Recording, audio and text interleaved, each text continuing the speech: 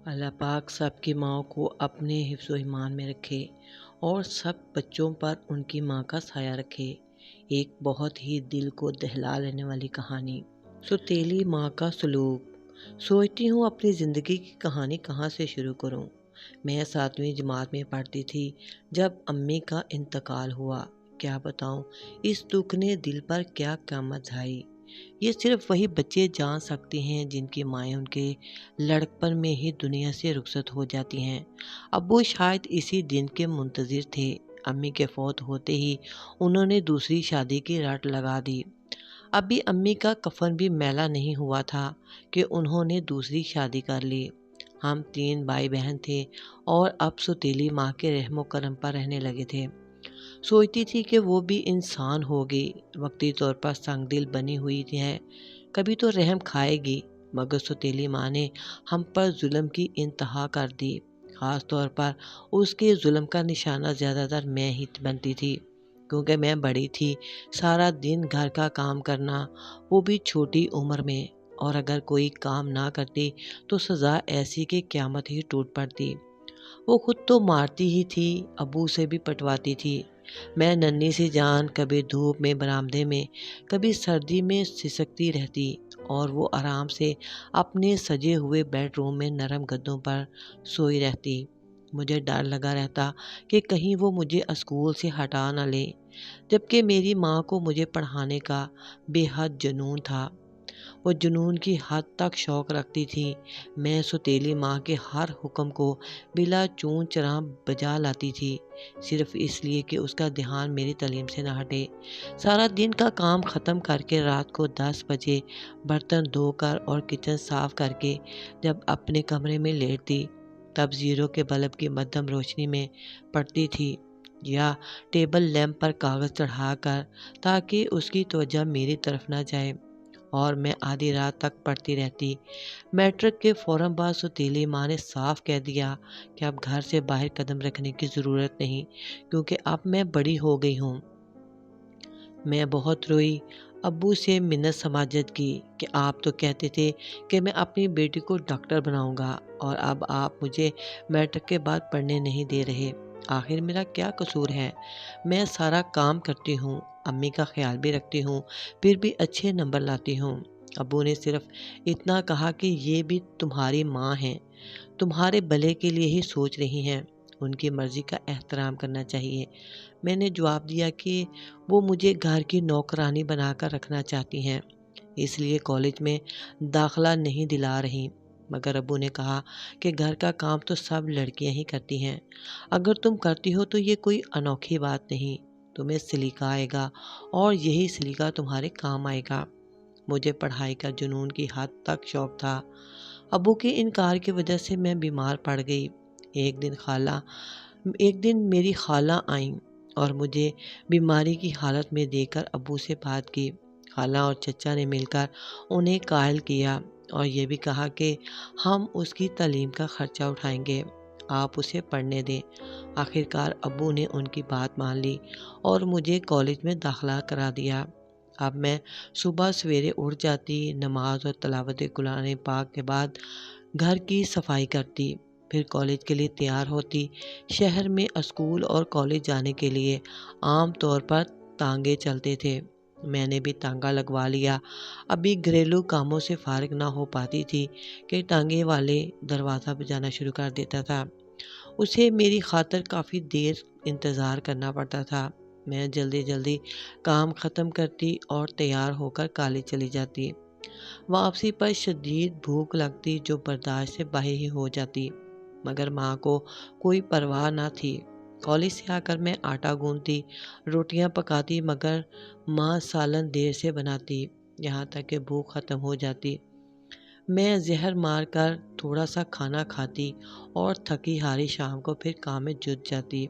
رات کا کھانا تیار کرنا، برتن دھونا، سب کے بستر بچھانا، پانی کے مٹکے بھر کر رکھنا، بھینس کو پانی پلانا اور چارہ دینا، غرض یہ کہ سب میرے ہی ذمہ تھا۔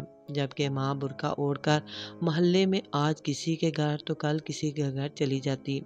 اگر ان میں سے کوئی کام بھی رہ جاتا تو کالج سے نکالنے کی دھمکیاں ملتی۔ رات کو پڑھنے بیٹھتی تو 1-2 بج جاتے، یوں نیند بھی پوری نہ ہوتی اور صبح پھر تڑکے بیدار ہونا پڑتا۔ مجھے گھر میں سکون نہیں ملتا تھا، ہر وقت والد اور ستیلی ماں کا خوف میری جان نکالے رکھتا تھا۔ اگر کسی دن لڑائی ہو جاتی تو میں ہفتہ بھر بھوکی پیاسی نڈھال پڑی رہتی۔ حیرت ہوتی تھی کہ کیا دوسری شادی کر کے باپ اتنے بدل جاتے ہیں۔ انہیں میری ذرا بھی پرواہ نہیں تھی۔ شاید وہ بھی یہی چاہتے تھے کہ میں ایسے ہی مر جاؤں۔ بیمار پڑتی تو ڈاکٹر کے پاس نہیں لے کر جاتے تھے، مگر خدا کو میرا جینا مقصود تھا، تب ہی ہفتہ ہفتہ بھوکی پیاسی بیمار رہ کر بھی زندہ بچ جاتی تھی۔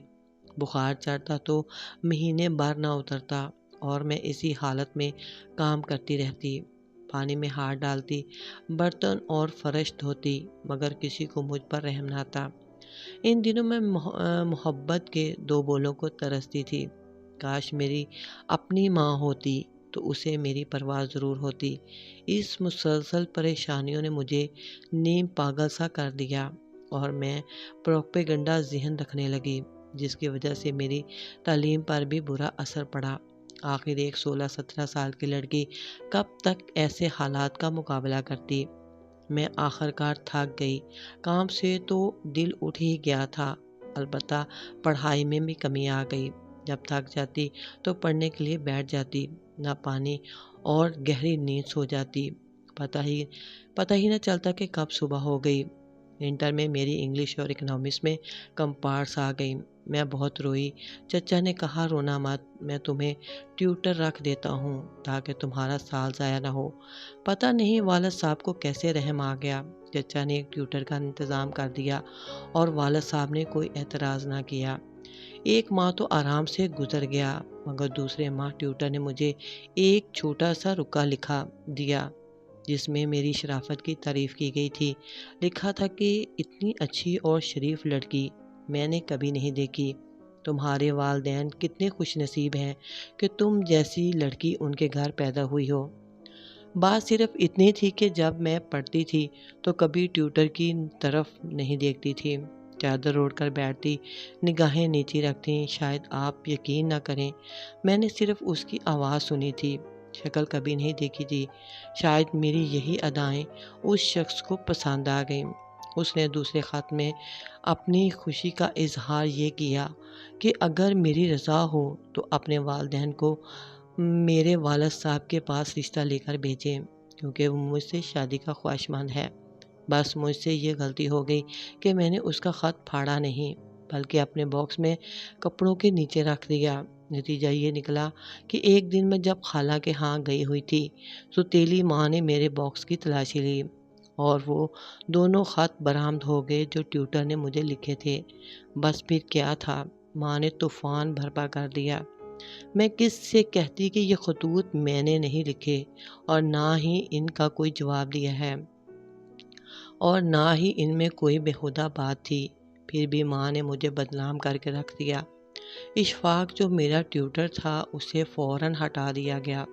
میں نے آخری دن اسے یہ بتا دیا کہ خطوط پکڑے گئے ہیں اور میری والدہ دراصل سوتیلی ہیں۔ یہ سن کر وہ بہت افسردہ ہوا اور کہا، افسوس ہے کہ آپ میرے پیغام کی حفاظت نہ کر سکیں۔ اگر مجھے اس بات کا علم ہوتا کہ آپ کی والدہ سوتیلی ہیں تو میں بخدا آپ کو خط نہ لکھتا۔ اشفاق بہت اچھے خاندان سے تھا، میں بھی ایک اچھے خاندان سے تعلق رکھتی تھی۔ بے شک ہم نے ایک دوسرے سے اظہار محبت نہیں کیا تھا، مگر اس کی شخصیت، پڑھانے کا طریقہ اور بات چیت کا انداز سب کچھ بہت اچھا تھا، اور انسان انہی خوبیوں سے پیار کرتا ہے۔ جب کوئی محبت کے 2 بولوں کو ترس رہا ہو اور کوئی اس کی تعریف کر دے تو کم عمری میں محبت کی چنگاری جڑ پکڑ لیتی ہے۔ بس وہ میرے دل میں وہ چنگاری سلگا کر چلا گیا اور ایسا گیا کہ پھر اس کا کچھ پتہ نہ چل سکا۔ ماں نے فوراً میرے لیے ایک رشتہ ڈھونڈ لیا۔ وہ لوگ کسی طور ہمارے معیار کے نہیں تھے، مگر پھر بھی میری شادی کر دی گئی۔ آج 20 سال ہو گئے ہیں اس کی یاد کو دل میں چھپائے ہوئے، مگر آج تک اس کی آواز کانوں میں گونجتی ہے۔ جیسے وہ مجھے پڑھا رہا ہو۔ میرے دل میں اس کی یاد کبھی نہیں جا سکتی۔ اسے شاید علم بھی نہ ہو کہ میں کہاں ہوں اور اس کی یاد میں کیوں تڑپ رہی ہوں۔ جب بھی دکھی ہو کر اکیلے میں روتی ہوں تو اس کی یاد آ کر مجھے تسلی دیتی ہے۔ اس کی آواز کانوں میں گونجتی ہے کہ اچھے انسانوں کی آزمائش دکھوں سے ہوتی ہے۔ رونا نہیں، صبر کرنا، اللہ سے دعا مانگا کرو، وہی صبر کا اجر دینے والا ہے۔ وہ تسلی کے بول آج تک میرے ذہن سے محو نہیں ہوئے۔ میرے سسرال میں کوئی بھی فرد پڑھا لکھا نہیں ہے۔ یہ لوگ کافی لاپرواہ اور گندے رہتے ہیں، گھر کی صفائی کا کوئی خیال نہیں رکھتے، جبکہ میں بے حد نفاست پسند ہوں۔ میں تو کسی کو خاطر میں ہی نہیں لاتی تھی، مگر غلط خاندان کی بھیڑ چڑھ گئی۔ آخر شوہر بہت بد مزاج ملا، اگر موڈ اچھا ہو تو بات کر لیتا، ورنہ کئی کئی دن بات نہ کرتا۔ اگر میں بیمار ہو جاتی تو اور بھی زیادہ بد مزاج ہو جاتا۔ جانے میری کیسی قسمت ہے، جب میری شادی ہوئی اور میں صرف میٹرک پاس تھی، میں نے منتیں کر کے انہیں BA کروایا، مگر جتنا انسان پڑھ بھی جائے خاندانی اثر نہیں جاتا۔ اللہ نے مجھے 5 بچے دیے ہیں، انہیں کی پرورش میں دن رات کٹ رہے ہیں، انہیں کے سہارے زندگی گزر رہی ہے۔ آج بھی دل چاہتا ہے کہ ایک بار اشفاق مل جائے تو اس سے پوچھوں کہ تم نے مجھے خط لکھا۔ اگر ذرا سی ہمت کر کے میرے چچا سے ہی کہہ دیتے کہ گل نسرین سے شادی کرنا چاہتا ہوں تو شاید میری زندگی بدل جاتی اور تم بھی من کی مراد پا لیتے۔ اب تو یقین ہے کہ اگر کبھی وہ زندگی میں کہیں مل بھی جائے تو میں اسے پہچان نہ سکوں گی۔ اس کی شکل و صورت کبھی آنکھوں میں محفوظ نہ ہو سکی، بس یادیں ہیں تو اس کے ہاتھ، ہاں اس کے ہاتھوں پر ایک نشان تھا، مگر وقت کے ساتھ نشان بدل جاتے ہیں۔ خدا کرے وہ جہاں بھی ہو خوش رہے اور کبھی مجھے نہ ملے، کیونکہ اگر مل بھی جائے تو کیا، اور نہ ملے تب بھی کیا۔ میرے دامن میں اس کے لیے کچھ نہیں، بس یادوں کے سوا۔